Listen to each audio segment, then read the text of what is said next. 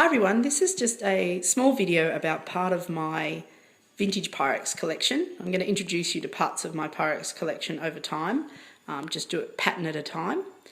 And today I'm talking about Spring Blossom Green 2. And this particular pattern came out in 1979. It's a revised version of the original pattern Spring Blossom, which came out in 1972. And this is just a small part of a large collection of pieces you can get in this particular pattern. And these are pieces I've found out in the wild at garage sales, these particular ones. And yeah, I'll just talk to you about the nesting bowls to start with, the mixing bowls.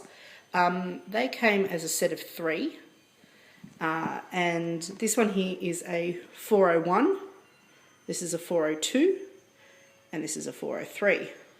The set is commonly referred to as a 300 series, even though the number starts with 4. And the reason for that is that you could get a set of 4 that were called 400 series. Anyway, so this set, you get the alternating colours between the dark green and the light green, and the light green is often called avocado, and it's a really pretty green actually. It's really lovely. Originally, people thought there was 2 patterns, one being called Crazy Daisy and the other called Spring Blossom Green. I get confused over which one people used to think was which. I think this is what people called Crazy Daisy. Anyway, it turns out they're both the same pattern, just that Pyrex did a revised version for whatever reason. So they are the same pattern, but different. And I'll just show you with my mixing bowls too how I stack them. A lot of people like to know, how do you stack your Pyrex bowls to make them display well, rather than sit down inside each other and hide? I use these plastic plates, disposable plastic plates that I got from just a little cheap dollar bargain store. 28 of them, I think it cost me like $1.50. Anyway, so I blue tack them, one to the base of the bowl, like so, and then there's another blue tacked inside the next bowl. And one of the good things about that is you can rotate your bowl, so you get the pattern on the side that you want, like so. And it's also good because you can give it a bit of a wobble and it comes back into place. It's pretty sturdy, which is good for me because I've got a toddler, and although he can't reach these ones, he can reach ones further down below, and even if the cabinet gets wobbled, they don't topple over, which is why I like blue tacking them, and which is why I like to have one sitting inside of another.